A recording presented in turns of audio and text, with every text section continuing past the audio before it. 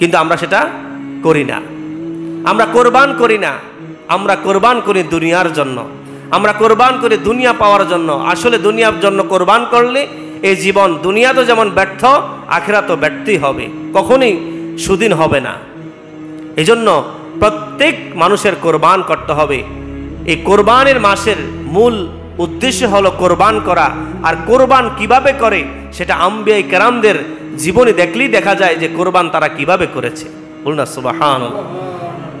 ইব্রাহিম আলাইহিস সালাতু ওয়াস সালাম তিনি তার জীবনে যতটুকু কোরবানি করছেন, আমাদের নবী করিম সাল্লাল্লাহু আলাইহি ওয়াসাল্লাম একদিন কথা বলে দিয়েছেন যে আমি নবী করিম সাল্লাল্লাহু আলাইহি ওয়াসাল্লামকেও যদি এই কোরবান করার জন্য আল্লাহ তাআলা বলতেন তাহলে আমার পক্ষে সম্ভব হইতো কিনা আমি জানি না। সুবহানাল্লাহ বলবেন। মানে এতটুকু ভয়াবহ কোরবানির করার আল্লাহ পাক রব্বুল আলামিন ইব্রাহিম আলাইহিস সালাতু ওয়াস সালামকে বলেছিলেন। ইব্রাহিম আলাইহিস সালাতু ওয়াস সালামকে যখন নমরুদ আগুনের মধ্যে নিক্ষেপ করবেন, জ্বলন্ত আগুন জ্বলতেছে, এই মুহূর্তে জিবরাইল আমিন আসলেন, এসে বললেন হে আম্বিয়া কেরাম, হে নবী, আপনি আমাকে বলেন আপনাকে আমি কি সাহায্য করতে পারি। এমন একটা মুহূর্ত এখন ফেলে দিবে। এই মুহূর্তে ইব্রাহিম আলাইহিস সালাতু ওয়াস সালাম বললেন আমি তোমার কাছে কেন সাহায্য চাইব, যিনি সবচাইতে বেশি শক্তিধর সে আল্লাহকে আমাকে দেখতেছেন না। সুবহানাল্লাহ বলেন। আমি সে আল্লাহর প্রতি ঈমান আনলাম, আর এই পরিস্থিতি আমাকে যদি ওই আগুনের মধ্যে জ্বালিয়ে পুড়িয়ে ছারখার করে দেয়, আমি এক বিন্দু পরিমাণ কোনো মানুষের কাছে, কোনো ফেরেশতার কাছে সাহায্য চাইব না, আমি চাইব আল্লাহর কাছে। বলুন না সুবহানাল্লাহ। এই কথা বলতে দেরি আল্লাহ তাআলা বললেন কুনি বারদা ওয়া সালামা, হে আগুন তুমি শান্তিময় বেহেশতখানা হয়ে যাও। ইব্রাহিম আলাইহিস সালাতু ওয়াস সালামের একটা পশম জ্বালানোর তোমার ক্ষমতা আমি দেই নাই, এখনই বিলুপ্ত করে দিলাম। বলুন না সুবহানাল্লাহ। এই জন্য কোরবান করতে হয় কার জন্য? আল্লাহর জন্য। এই জন্য আল্লাহ পাক রব্বুল আলামিন নবী করিম সাল্লাল্লাহু আলাইহি ওয়াসাল্লামকে শিক্ষা দিতেছেন কুল ইন্না সালাতি ওয়া নুসুকি ওয়া মাহইয়ায়া ওয়া মামাতি লিল্লাহি রাব্বিল আলামিন। হাবিব আমার, বন্ধু আমার, আপনার নামাজ, আপনার রোজা, আপনার হায়াত, আপনার মৌত, আপনার কোরবানি সকল কিছু আল্লাহর জন্য করেন, সকল কিছু আল্লাহর জন্য করেন। বলুন না সুবহানাল্লাহ। এই জন্য জগৎ যা কিছু করব কার জন্য? আল্লাহর জন্য। ইব্রাহিম আলাইহিস সালাতু ওয়াস সালামকে আগুনে ফালানোর সময়ও ইব্রাহিম আলাইহিস সালাতু ওয়াস সালাম আল্লাহর প্রতি ইস্তেকামত ছিলেন যে পৃথিবীর কেউ সাহায্য করার নাই, একমাত্র সাহায্যের মালিক হলো আমার আল্লাহ। বলুন না সুবহানাল্লাহ। ইব্রাহিম আলাইহিস সালাতু ওয়াস সালামের ৮০, ৮৬, কোন বর্ণনায় ৯০, ৯৬ বছর বয়সে কোনো সন্তান হয় না। ইব্রাহিম আলাইহিস সালাতু ওয়াস সালাম আল্লাহর কাছে দোয়া করেন আল্লাহ আমার যদি একটা সন্তান দিতেন। হাজরা আলাইহিস সালাতু ওয়াস সালামও তিনি বলতেছেন আল্লাহ আমাকে যদি একটা সন্তান দিতেন। সর্বশেষ এই ৮৬ বা ৯৬ বছর বয়সে বৃদ্ধ অবস্থায় আল্লাহ তাআলা একটা সংবাদ দিয়ে দিলেন, হে ইব্রাহিম তোমার ঘরে একটা সন্তান আসবে। বলুন না সুবহানাল্লাহ। এই সন্তানের নাম কি? এই সন্তানের নাম রাখবে ইসমাঈল। এই বৃদ্ধ বয়সে একটা সন্তান হলো। আমাদের দেশে অনেকের সন্তান হয় না, এমন আছে না? ২০ বছর ২৫ বছর পর একটা সন্তান হয়েছে। এবার বলেন তো ওই সন্তান বাপ মার কাছে কেমন মূল্যবান? সব পৃথিবী একদিকে, ওই সন্তান তার কাছে একদিকে, ঠিক কিনা বলেন? সব সম্পত্তি অর্জন করে সন্তানদের জন্য, আর কারোর জন্য অর্জন করে?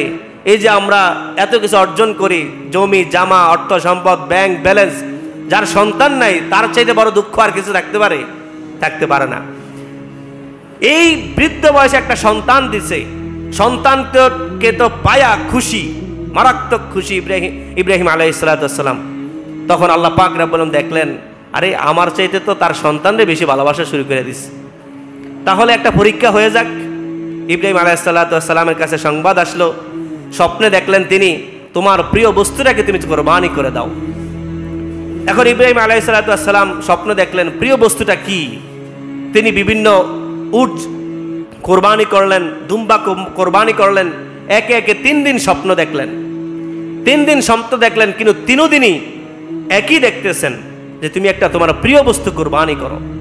তখন ইব্রাহিম আলাইহিস সালাতু ওয়াস সালাম চিন্তা করলেন যে আমার প্রিয় বস্তু কি। তিনি চিন্তা করে দেখলেন যে আমার প্রিয় বস্তু হলো আমার সন্তান। বলুন না সুবহানাল্লাহ।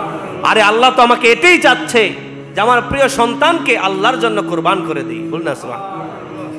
ইব্রাহিম আলাইহিসসালাম যখন এই কথা তার সন্তান ইসমাইলকে বললেন, হে ইসমাইল বাবা, আমি তো স্বপ্নে দেখলাম, আল্লাহ তাআলা সেই কথাটুকু কোরআনুল কারীমের মধ্যে উল্লেখ করে দিয়েছেন।